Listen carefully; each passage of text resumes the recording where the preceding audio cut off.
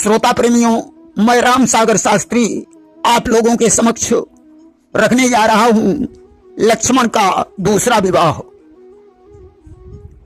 प्रिय सज्जनों, लक्ष्मण का दूसरा विवाह किसी पुराण में नहीं पाया गया, परंतु एक किंवदंती के अनुसार लक्ष्मण का दूसरा विवाह बाणासुर की पुत्री शक्ति के साथ हुआ था। देखिए, बात उस समय की है जब भगवान राम ने धोबी के कहने से सीता जी को लक्ष्मण के द्वारा वन में छुड़वा दिया। इस बात पर शक्ति असंतुष्ट हो गई। उसने ब्रह्मा जी से कहा, पिताजी, राम ने अग्नि परीक्षा लेने के बाद भी सीता को वनवास दे दिया, यह बात मुझे अच्छी नहीं लगी। ब्रह्मा ने शक्ति से कहा, बेटी, इस शरीर से जो पाप होता है वह मनुष्य को भोगना पड़ता है कि जो पातक कायाते होई और बिना भोगते छूटे नहीं कोई। शक्ति ने कहा, पिताजी, सीता जी ने ऐसा कौन सा पाप किया था जो राम ने उन्हें वन में छुड़वा दिया। ब्रह्मा जी ने कहा, बेटी, सीता जी ने बचपन में एक बहुत बड़ा पाप किया था। एक बार सीता जी अपनी सहेलियों के साथ बगीचे में टहलने के लिए गईं। वहां आम के वृक्ष पर उन्होंने तोता और तोती का एक जोड़ा देखा जो दोनों आपस में बातें कर रहे थे। तोता कह रहा था, प्रिय, जनक के बगीचे में रहते हुए बहुत से दिन व्यतीत हो चुके हैं, इसलिए ऐसा करो, अब इस बाग को छोड़कर चलो कहीं दूसरे बगीचे में रहेंगे। तोती ने कहा, स्वामी, इस बगीचे में एक दिन दशरथ नंदन रामचंद्र जी आएंगे, उनके साथ में उनके छोटे भाई लक्ष्मण भी होंगे। उन राम का विवाह सीता जी के साथ होगा, इसलिए उनके दर्शन किए बगैर हम इस बगीचे को नहीं छोड़ेंगे। अब तो सीता जी ने ज्यों ये शब्द सुने, उसने एक बहेलिये को आदेश देकर तोती को पकड़वा लिया। यह देखकर तोता बड़ा दुखी हो गया। उसने सीता से निवेदन किया कि हे सीते, मेरी पत्नी को छोड़ दो, मैं बिना पत्नी के जीवित नहीं रह पाऊंगा। परंतु सीता नहीं मानी। तोती ने भी बहुत कुछ अनुरोध किया कि हे सीते, मैं गर्भवती हूं, मुझे छोड़ दो। सीता ने कहा, तोती, तुमने जो भविष्यवाणी की है कि सीता का विवाह राम के साथ होगा, यह तुम्हें कैसे पता चला? तोती ने कहा, सीते, महर्षि वाल्मीकि जी अपनी रामायण में ऐसा लिख रहे थे। सीता ने कहा, तोती, जब तक यह तेरी भविष्यवाणी सत्य नहीं होगी तब तक मैं तुझे नहीं छोड़ूंगा। कि बालक सिंहठ सीता ठानी और राखे हो कनक पिंजरे आनी। सीता ने बाल हट करके तोती को सोने के पिंजरे में बंद करके अपने महलों में टांग दिया। इधर तोता तोती के बगैर दुखी हो गया। उसने आकाश मार्ग से उड़ान भरी और पिंजरे पर गिरकर अपने प्राणों को छोड़ दिया। कि गगन मार्ग ते भरी उड़ाना और खोई दीन पिंजरा पई प्राणा।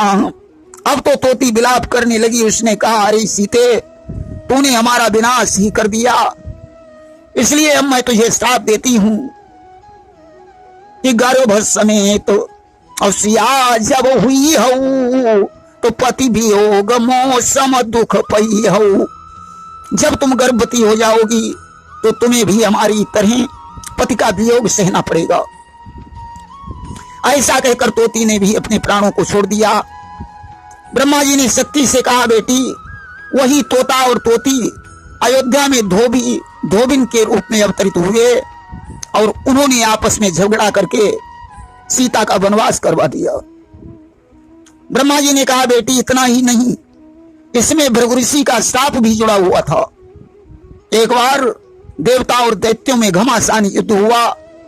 दैत्य देवताओं से पराजित होकर अपने प्राणों को बचाने के लिए भृगु ऋषि के यहाँ पहुंचे।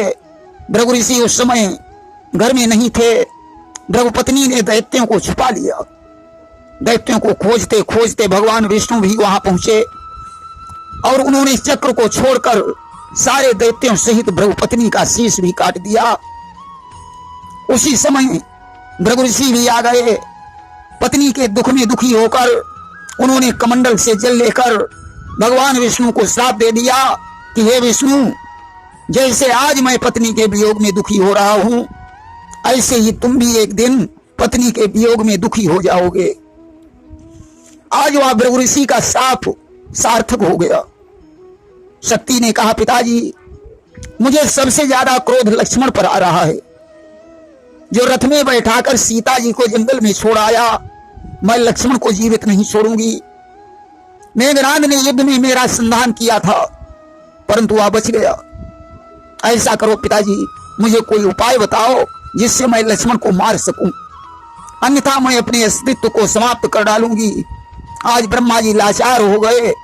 उन्होंने शक्ति से कहा, जाओ बेटी, तुम सोनितपुर के राजा बाणासुर के यहां जन्म ले लो और लक्ष्मण से विवाह करके अपना प्रण पूरा करो। आज शक्ति बिजली के समान चली। उसने बाणासुर की पत्नी के गर्भ में प्रवेश किया। 9 महीने के पश्चात बाणासुर के यहां एक सुंदर कन्या का जन्म हुआ। बाणासुर ने उस पुत्री का नाम शक्ति ही रखा कि बहु प्रकार ते ही पालन कीना और शक्ति नाम तासु धरि दीना। धीरे धीरे कन्या 7 वर्ष की हो गई। एक दिन उसने अपने पिता बाणासुर से कहा, पिताजी, मेरे लिए एक सुंदर उपवन की व्यवस्था कीजिए जिसमें नाना प्रकार के फल फूल हों, जिन्हें देखकर हमारा चित्त प्रसन्न हो। बाणासुर ने सुंदर बगीचे का निर्माण करवाया। धीरे धीरे कन्या विवाह के योग्य हो गई। एक दिन की बात है, वह सखियों के सहित बगीचे में घूमने गई। अब तो उसके तेज से सारा बगीचा सूख गया कि शक्ति जब ही बगिया महाई और तेज निरखी सूखी फुलवाई। यह देखकर शक्ति चिंता में डूब गई। उसने बाणासुर से कहा, पिताजी, अगर बगीचा हरा भरा नहीं हुआ तो मैं अपने प्राणों को खो डालूंगी। बाणासुर बहुत परेशान है। आज उसने भगवान शंकर का ध्यान किया। भोलेनाथ की कृपा से उसे विदित हो गया कि अगर कोई सच्चा संत बगीचे में अपना चरण रखेगा तो बगीचा हरा भरा हो जाएगा। बाणासुर ने सेवक को बुलवाकर नगर में ढिंढोरा पिटवा दिया कि जिस संत के चरण रखने से मेरा बगीचा हरा भरा हो जाए, उस संत को मैं मुंह मांगा इनाम दूंगा। अब तो तमाम संत बगीचे में पहुंचे, परंतु बगीचा हरा भरा नहीं हुआ। इधर भगवान राम को यह सब आभासित हो गया। भगवान आज शक्ति के लिए नरलीला करने लगे। वे सीता के लिए विकल होकर विलाप करने लगे कि तेरे बगैर सीते कैसे करूं गुजारा, मेरी टूटी जिंदगी का तू ही तो है सहारा, तेरे बगैर सीते। लक्ष्मण जी दौड़ कर आ गए। भैया क्यों रो रहे हो? अरे आपने ही तो मुझे आज्ञा दी थी कि सीता को जंगल में छोड़ाओ। राम ने कहा, भैया मैंने कहा तो जरूर था, परंतु अब बिना सीता के मैं जीवित नहीं रह पाऊंगा, इसलिए अतिशीघ्र सीता को ढूंढने के लिए चलो। अब तो योगी आवेश बनाकर राम और लक्ष्मण सीता को ढूंढने के लिए निकल पड़े। बहुत खोज करने पर भी जब सीता नहीं मिली तो राम फिर विलाप करने लगे कि प्राण प्यारी तुझे ढूंढते ढूंढते थक गया हूं मैं, पाया पता ही नहीं, ढूंढ डाले नगर और जंगल सकल, पर्वतों पे भी दर्शन मिला ही नहीं। राम इस तरह से विलाप कर रहे हैं कि हे सीते, मैं तुझे कहां ढूंढूं।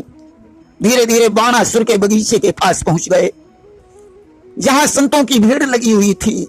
अब तो जैसे ही राम लक्ष्मण ने बगीचे में पैर रखा, बगीचा हरा भरा हो गया। यह देखकर शक्ति बड़ी प्रसन्न हो गई। उसने बाणासुर से कहा, पिताजी, ये छोटा वाला तपस्वी मुझे बहुत अच्छा लगता है, इसके साथ मेरा विवाह कर दीजिए। बाणासुर ने कहा, पुत्री, मैं तुम्हारे लिए कोई बढ़िया राजकुमार ढूंढ दूंगा, सन्यासी के साथ विवाह क्यों करोगी? परंतु शक्ति नहीं मानी। आज लक्ष्मण के पास पहुंची, उसकी बिजली जैसी चमक से लक्ष्मण की आंखें चकाचौंध हो गईं। उसने लक्ष्मण से अनुरोध किया, आए छोटे तपस्वी, तुम मेरे साथ विवाह कर लो कि उरई इच्छा अवश्य करऊ विवाहू और पूर्व तापस मोर उछाऊ। लक्ष्मण ने कहा, देवी मेरे घर में पहले से ही एक स्त्री है। लोग कहते हैं कि सौत मौत से भी बुरी होती है, इसलिए तुम किसी राजकुमार के साथ अपना विवाह कर लेना, मुझे माफ कर दो। शक्ति ने कहा, तपस्वी अगर तुम हमारी बात नहीं मानोगे तो मैं त्रिया चरित्र फैलाकर तुम्हें सूली पर चढ़वा दूंगी।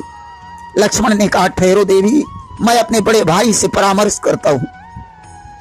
आज राम के पास जाकर पहुंचे, बोले भैया वह मेरे साथ विवाह करना चाहती है। राम ने कहा, लक्ष्मण स्त्री जब अपनी जिद ठान लेती है तो मनाने से नहीं मानती, इसलिए तुम्हें विवाह तो करना ही पड़ेगा। अब तो शक्ति के साथ लक्ष्मण का विवाह हो गया। पंचासार के बाद शक्ति ने लक्ष्मण से कहा कि हमारे सोनितपुर में ऐसी परंपरा है कि पंचासार के बाद वधू वर की आरती करती है। उस समय वर वधू के बीच में कोई तीसरा नहीं होता है। अब तो शक्ति ने लक्ष्मण को एक शून्य कक्ष में बैठाया और एक हाथ में आरती उठाई, दूसरे हाथ में चंद्रहास तलवार पकड़ी। लक्ष्मण जी समझ रहे थे कि शायद यहाँ की ऐसी परंपरा होगी कि लड़की तलवार लेकर आरती करती होगी, परंतु शक्ति तो प्रण कर चुकी थी कि लक्ष्मण पहले तो तुम मेरे हाथों से बच गया, परंतु आज नहीं बच पाएगा।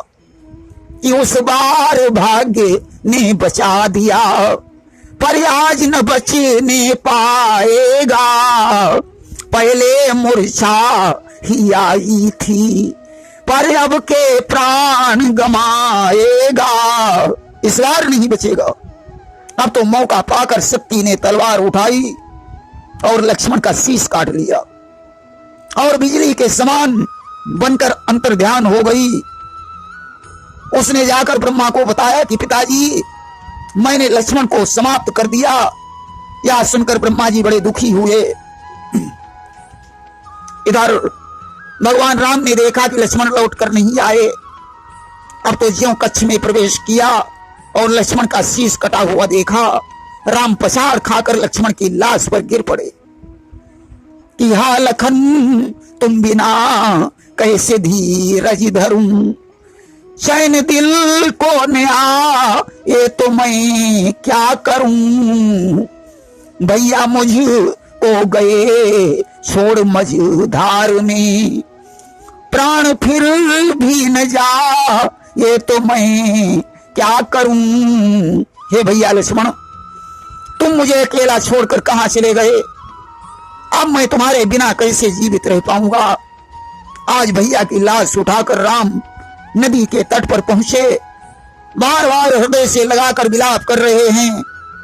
जैसे तैसे लक्ष्मण का दाह संस्कार किया और उनकी अस्थियों का माला बनाकर राम ने अपने गले में धारण कर लिया और सीता जी को खोजने के लिए चल पड़े। जंगल में उन्हें सीता जी मिल गईं। उन्होंने राम से कहा, प्रभु तुमने मुझे कितने दुख दिए, अग्नि परीक्षा लेकर भी तुमने हमें वन में छुड़वा दिया, परंतु ये तो बताओ हमारे देवर लक्ष्मण कहां हैं। राम ने लक्ष्मण की सारी घटना सुनाई। सीता ने कहा, पहले लक्ष्मण को जीवित करो। राम ने अपने गले से अस्थियों की माला उतारी, उंगली काट कर ज्यों अमृत छिड़का, लक्ष्मण जीवित हो गए। अब राम सीता से बोले, प्रिय अयोध्या वापस चलो। सीता ने कहा, प्रभु अभी तो आप लक्ष्मण समेत अयोध्या लौट जाइए, जो लीला शेष रह गई है उसे पूरा करो, इसके बाद हमारी तुम्हारी मुलाकात वाल्मीकि जी के आश्रम पर होगी। इतना कहकर सीता जी वहां से अदृश्य हो गई। राम और लक्ष्मण अयोध्या वापस लौट आए। प्रेम से बोलिए वृंदावन बिहारी लाल की जय।